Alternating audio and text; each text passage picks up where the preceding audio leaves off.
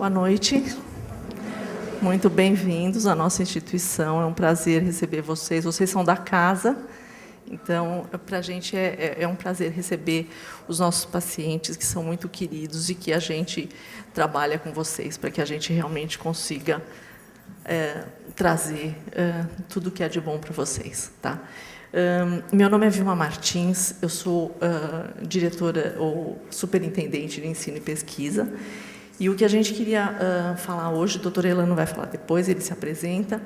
O que a gente queria contar para vocês é um pouco, a minha parte de contar para vocês, é um pouco como a instituição vê e trabalha com a pesquisa e com o ensino.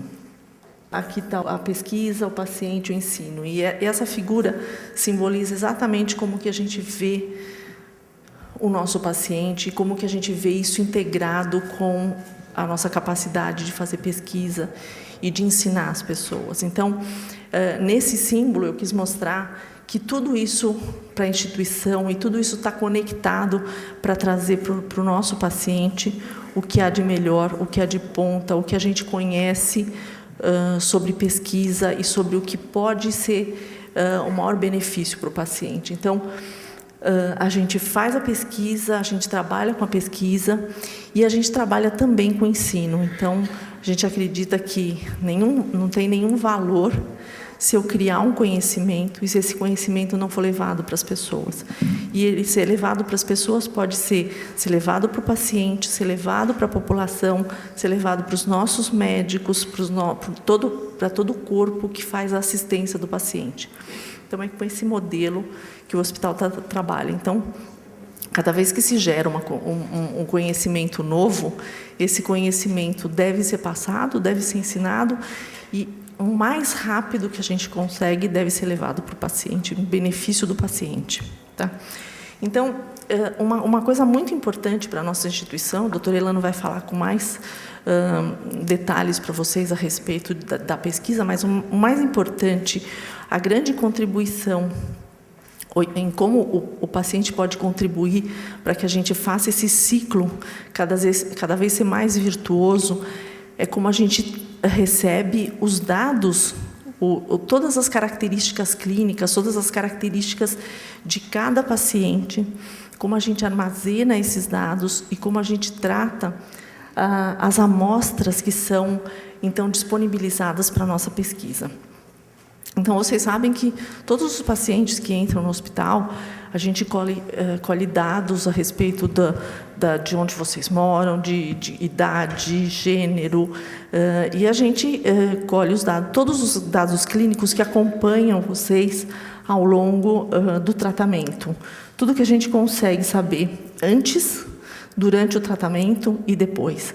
E isso é muito importante para a gente direcionar o que vai ser, de que forma vocês vão ser tratados, e também vai ser muito importante para que a gente tenha um banco de dados que vai servir também para beneficiar os pacientes que virão no futuro. Tá? Então, a gente zela muito e preza muito. Cada um de vocês tem toda a história de vocês aqui, e a gente acompanha isso para usar em benefício de vocês e em benefício dos próximos. Uma coisa que a gente faz aqui no hospital, e vocês devem ter recebido já alguma vez, é que, quando o paciente vem ao hospital, ele conversa com o médico, ele conta toda a sua história, o médico acata toda a história do paciente, e a gente fornece aos pacientes um consentimento informado. O que diz esse consentimento informado? Ele diz que todos os dados e o material que for, por exemplo, retirado durante a cirurgia ou coletas de sangue que eventualmente acompanhem a pesquisa, sejam guardados para serem usados na pesquisa. Então, é muito importante quando o médico aborda vocês, depois de todo o tratamento clínico, ou depois de coletar toda a história, que a gente tem essa possibilidade de deixar no nosso, a gente chama banco de tumores, tá certo? Banco de amostras, para que a gente tenha esse material e que possa associar o material à história de cada um.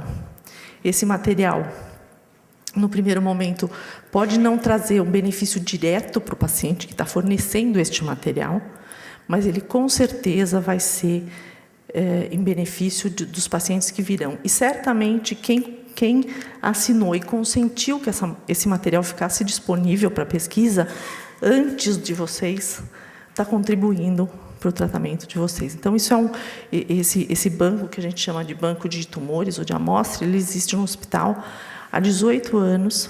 Ele foi o primeiro da América Latina a ser estruturado e ele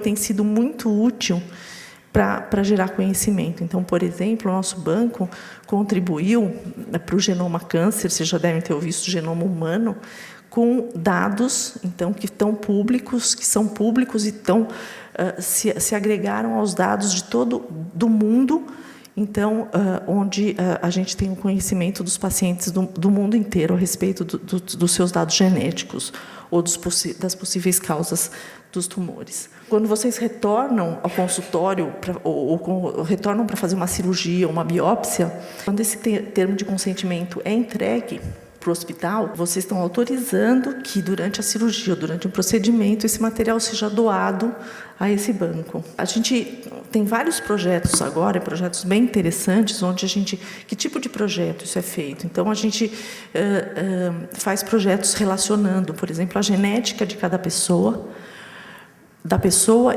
e do material que está sendo coletado, para tentar entender como isso pode ter sido relacionado à causa do aparecimento do câncer.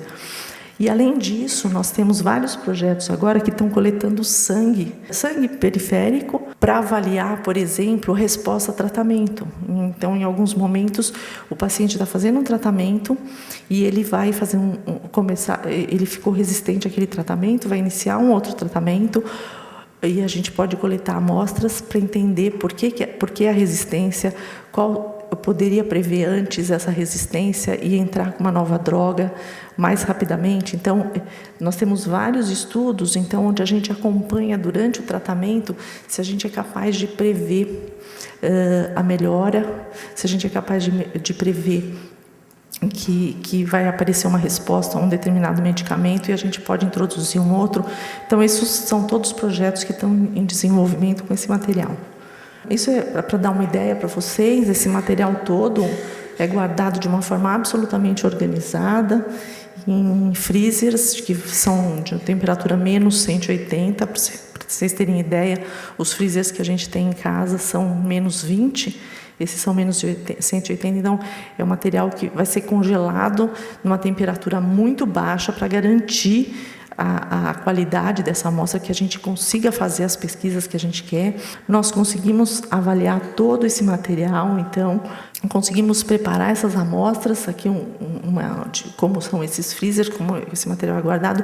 Então, isso é para mostrar para vocês o cuidado e a longevidade que a gente pode ter. A pesquisa nunca é imediatista, a gente nunca consegue resultados imediatos, mas o ponto é, as pessoas hoje estão se beneficiando de estudos de pesquisa que aconteceram no passado e as pessoas que virão vão se beneficiar do que está acontecendo agora. Então, eu queria, nesse primeiro momento, dar uma ideia para vocês de que a instituição cuida muito bem disso e é uma forma da gente garantir que nós vamos conseguir gerar novos conhecimentos com cada dado que vem de cada paciente, com cada amostra que vem de cada paciente. E eu quero finalizar, o doutor Elano vai entrar em seguida, dar uma ideia para vocês o que a gente pensa e como é uma pesquisa científica de fato e como ela deve acontecer. Normalmente, você tem uma ideia, quando você está tratando um paciente, quando você tem conhecimento científico, você tem uma ideia. Será que isso está envolvido com esse tumor? Será que essa droga? Será que essa abordagem está correta? Então, inicialmente, o cientista tem uma ideia e ele começa a fazer pesquisas na área que a gente chama básica, olhar se essa ideia funciona em células, se essa ideia funciona num ambiente isolado. Ele primeiro tem que fazer essa abordagem num sistema mais reduzido, que é para ele poder conseguir começar a ter algumas conclusões para ele ir cada vez um modelo mais sofisticado. Depois que a gente tem, então, essas ideias e como, por exemplo, os tumores se desenvolvem, a gente tem um marcador, ou tem uma molécula que pode ser alvo de tratamento, a gente começa, então, pesquisas clínicas e, nesse momento, o medicamento começa a ser testado. Ele pode ser inicialmente testado em modelos animais, às vezes a gente testa isso em animais antes, depois ele passa a ser testado em humanos. E quando isso acontece, a gente testa inicialmente a segurança da droga, a segurança do medicamento. Quer dizer, você não pode usar nenhum medicamento que você não sabe que é seguro, que pode causar mais dano do que benefício. Esses testes passam por várias fases, que a gente chama de fase 1, fase 2, fase 3. Só então, quando a gente tem dados de que realmente essa droga é segura e eficaz, que ela tem algum efeito, ela vai então para aprovação regulatória, e aí depois da aprovação regulatória, ela está pronta, com segurança para ser ministrada ao paciente. Então, o Dr. Elano vai abordar isso muito melhor do que eu abordei aqui, mas para dar uma ideia para vocês que existe um contínuo, que isso tem que ser feito com segurança, que isso tem que ser feito por gente que sabe fazer e não oferecer nenhum risco para o paciente.